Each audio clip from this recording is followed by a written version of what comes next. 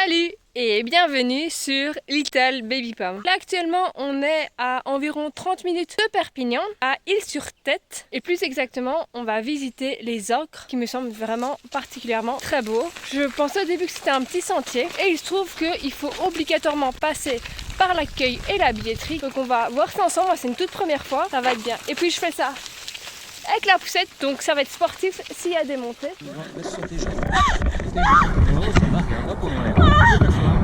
Il est où? J'ai demandé à Margot gentiment si je pouvais aller regarder la rediffusion du Grand Prix. Et elle a dit gentiment non. Non. Un bretzel géant, c'est génial.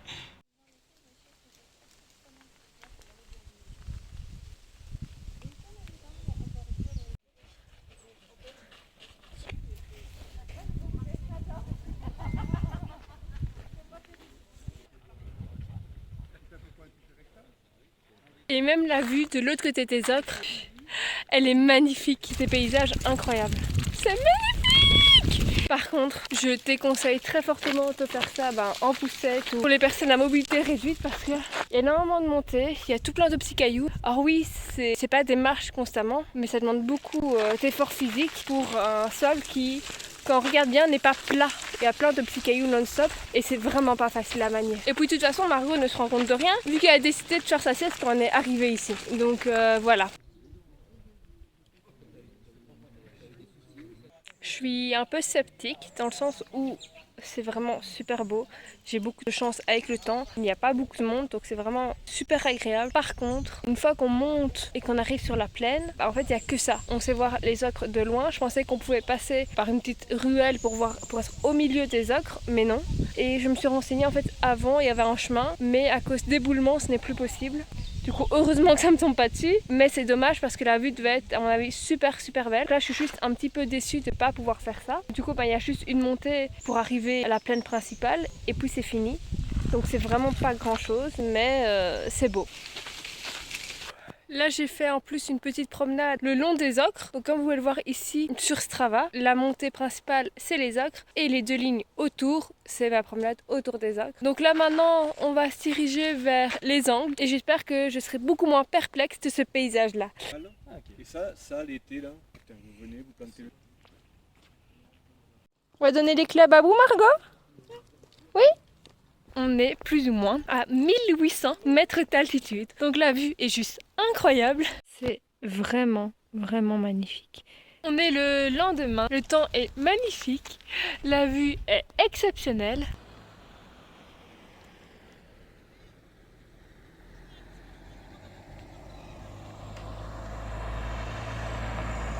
C'est le signe pour dire qu'on est aux angles et on ne voit pas très bien, mais il est écrit les angles, rêver, vivre et partager. Là, je crois que c'est l'avenue du meilleur département de France. On va découvrir le centre historique des Angles.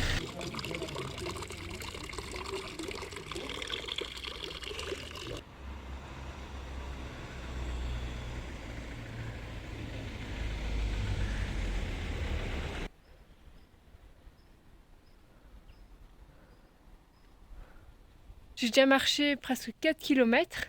Ça donne vraiment envie de revenir à la montagne, mais pas qu'en hiver. Oui, je suis en t-shirt, il fait vraiment chaud. Ça fait du bien. Et du coup, on se promène un petit peu vu que la Marthe est dans la poussette, ce qui est compréhensible. C'est à toi qui pousse toute seule? C'est toi, d'accord. Le paysage est vraiment super beau. J'ai l'impression de voir une image de carte postale. C'est incroyable d'avoir un si beau temps en automne. Là, j'arrive donc au lac naturel de Balquer qui se trouve à 1790 mètres d'altitude.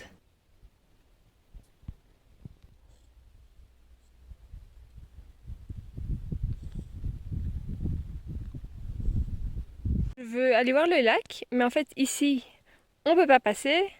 Et par là, je peux pas passer. Je sais pas comment je vais faire, mais je vais y arriver vu que je veux voir ce fameux lac. En fait, là, je me questionne énormément si je vais passer ou pas. Parce que passer par les rondins là, Margot a peur, même si elle est en poussette, du coup ça va pas. Le chemin, là encore, il est beaucoup trop étroit avec la poussette, donc ça va pas. Et ici, je sais pas si je peux enlever les fils qui sont mis. Donc ce que je vais faire, c'est que je vais faire passer la poussette par les fils ici et je vais passer aussi en fait. tout simplement. On peut continuer notre chemin. Ce chemin me semble interminable. J'espère bientôt y être, qu'il y ait une explication du pourquoi ça me semble interminable. Des arbres, et je vois que ça. Et un chien.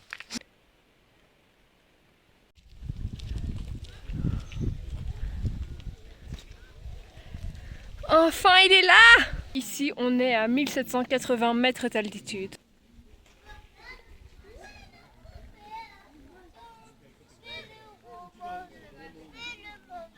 Je suis vraiment contente d'être venue et d'avoir pu voir cette merveille. Ça me fait énormément penser au Canada et le lac a une profondeur de 22 mètres. Mais avec les couleurs de l'automne, ça donne un de ses charmes en plus. Enfin moi, je n'aime pas le temps de l'automne, donc le vent, la pluie. J'espère qu'il ne va pas pleuvoir. Mais j'adore les couleurs de l'automne. C'est quelque chose que je trouve vraiment magnifique et qui donne tout son charme. Et là, j'en prends plein les yeux. C'est magnifique. J'adore.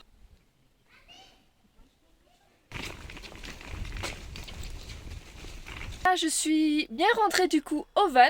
On est en train de manger en attendant que Tanguy revienne de son ride en VTT. Je vous mets ici les données Strava de ma sortie. Donc j'ai fait presque 14 km en marchant vraiment tranquillement avec la poussette, etc. Vraiment sans y chercher de faire une performance, rien du tout.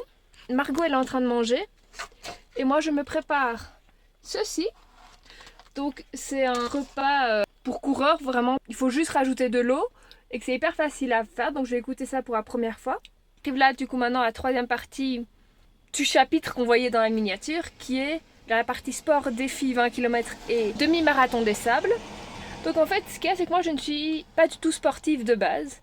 Et en septembre plus ou moins quand il y a eu le marathon des sables, donc ce qui est un défi de plus ou moins 250 km en autosuffisance alimentaire dans le Sahara sur une période de 6 jours avec la plus grande partie qui est de 87 km.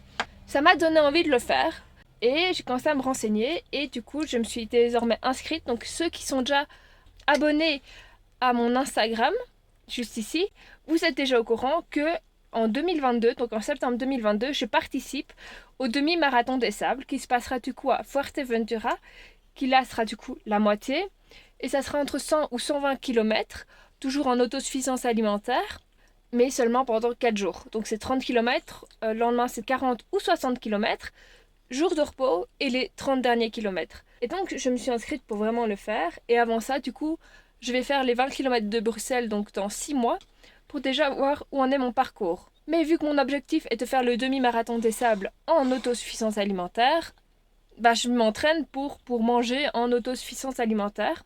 Donc là actuellement j'ai bu pour cette sortie-ci un verre de thé au citron après 4 km. Puis je me suis plus hydratée de tout et j'ai pas soif.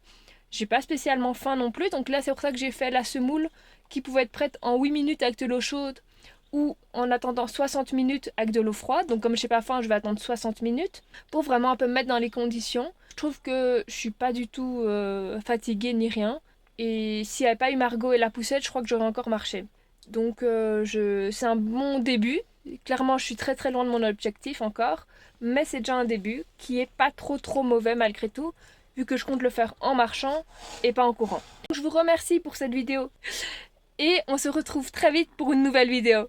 Salut! Tu dis au revoir?